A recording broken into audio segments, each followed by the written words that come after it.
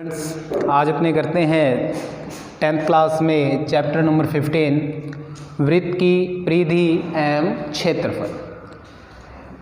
देखिए, सबसे पहले वृत्त मैंने आपके लिए एक ये वृत्त की आकृति बना के रखी है। अब इसमें देखिए, केंद्र से लेकर परिधि तक की दूरी इसकी क्या कहलाती है? त्रिज्या। अब बात करते हैं वृत्त की परिधि क्या होगी। किसकी बात करते हैं? सबसे पहले वृत्त की परिधि की। अब वृत्त की परिधि क्या होती है? किसी भी वृत्त की परिधि एक चक्कर में चलित दूरी, किसी भी वृत्त का एक चक्कर, किसी भी वृत्त का एक चक्कर पूरा करने में तय की गई दूरी को वृत्त की परिधि कहते हैं।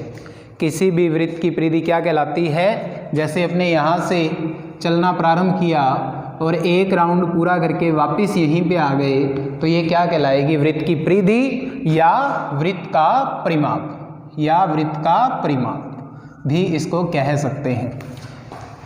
वृत्त की परिधि क्या? एक चक्कर में, वृत्त का एक चक्कर पूरा करने में तय की गई दूरी क्या कहलाएगी? वृत्त की परिधि कहलाएगी। अब अपने को इसका फॉर्मूला पता होना चाहिए। देखिए, अगर इसकी रेडियस या त्रिज्या कितनी है? r है, ठीक है, तो इसकी वृत्त की परिधि का फॉर्मूला क्या होगा? 2 पाई r। क्या होगा? 2 पाई r। उसके बाद अपने बात करते हैं इसके क्षेत्रफल की। किसकी बात करते हैं? इसके क्षेत्रफल की। यदि वृत्त की त्रिज्या r है तो स्मॉल r से अपने इसको शो कर रहे हैं, तो वृत्त का क्षेत्रफल बराबर होता है पाई r स्क्वायर। क्या होता है? पाई r स्क्वायर। तो आप लोगों को ये दोनों ही फॉर्मूलाज बड़े अच्छे से आने चाहिए। वृत्त की परिधि क्या?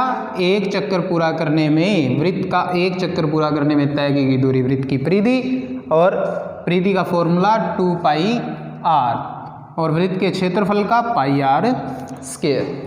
अब ये दो फॉर्मूलाज आपको अच्छे से आने चाहिए। इसके बाद अपने बात करते हैं अर्धवृत्त की।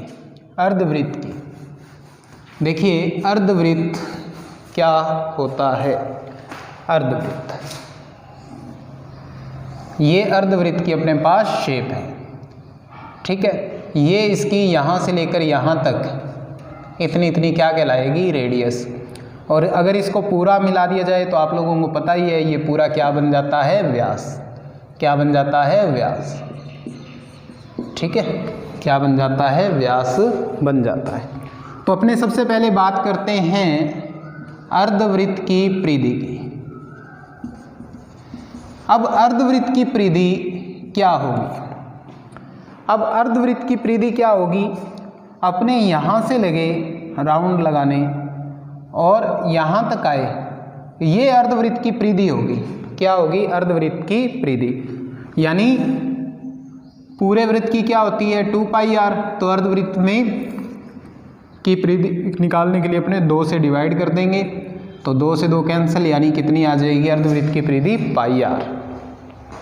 अब उसके बाद अपने इसका निकालते हैं परिमाप। अब देखिए, निकालते हैं अपने अर्धवृत्त का परिमाप। इसका क्वेश्चन भी मेन बनता है अर्धवृत्त के परिमाप का। अब अर्धवृत्त का परिमाप क्या होता है? यहां से चले और ये पूरा राउंड कवर करें, पूरा राउंड कवर करके अपने वापस इसी पोजीशन पे आना है। यानी ये अर्धवृत्त की परिधि भी शामिल होगी प्लस अर्धवृत्त का व्यास। क्या शामिल होगा? अर्धवृत्त का व्यास। अब अर्धवृत्त की परिधि क्या? पाई r। और अर्धवृत्त का व्यास कितना? अगर त्रिज्या r है तो व्यास कितना होगा? 2r।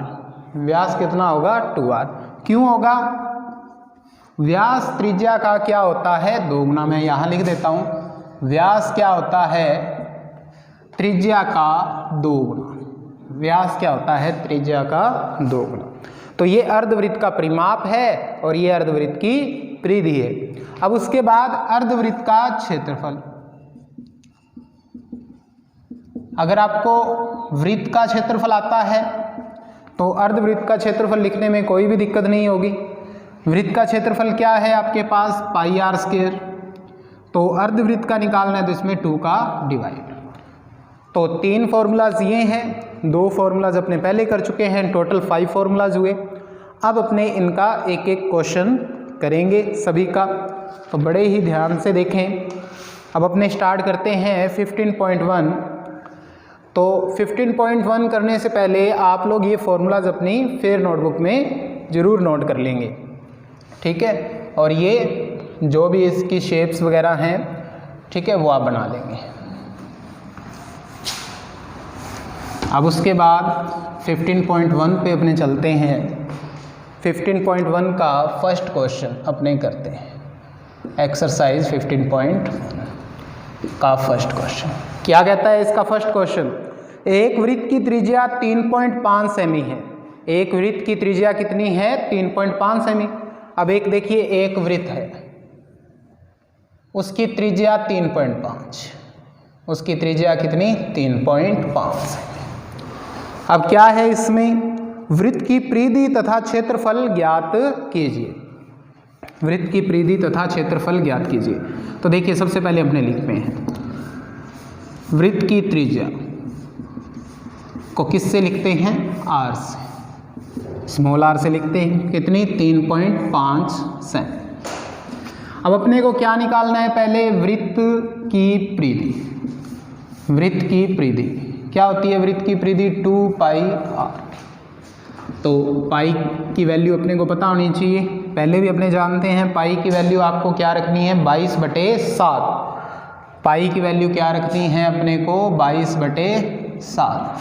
अपने को 22/7 ही रखनी है जब तक कि वो 3.14 मान क्वेश्चन में लिख के ना दे, ठीक है। 22/7। आर अपने पास कितना है? 3.5। अब इसको सॉल्व करेंगे।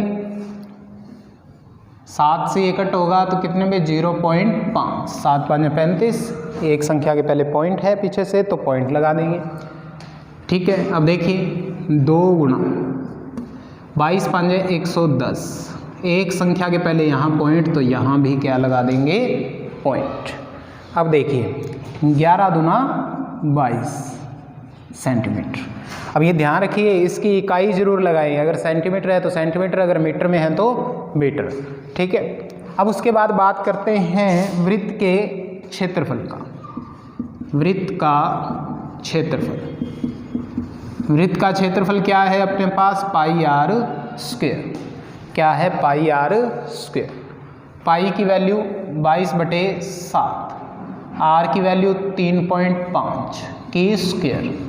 अब देखिए, इसको आसान बनाने के लिए अपने क्या करते हैं? 3.5 की स्क्वायर है तो स्क्वायर का मीन 2 टाइम्स मल्टीप्लाई, 2 बार गुना में लिख लेंगे। जैसे लिखा तो 7 से इसको जैसे ही कट करेंगे तो 7 5 35। एक संख्या के पहले यहाँ पॉइंट है तो पॉइंट लगाया। 22 5 110। एक संख्या के पहले पॉइंट है तो पॉइंट लगाया, गुना में 3.5।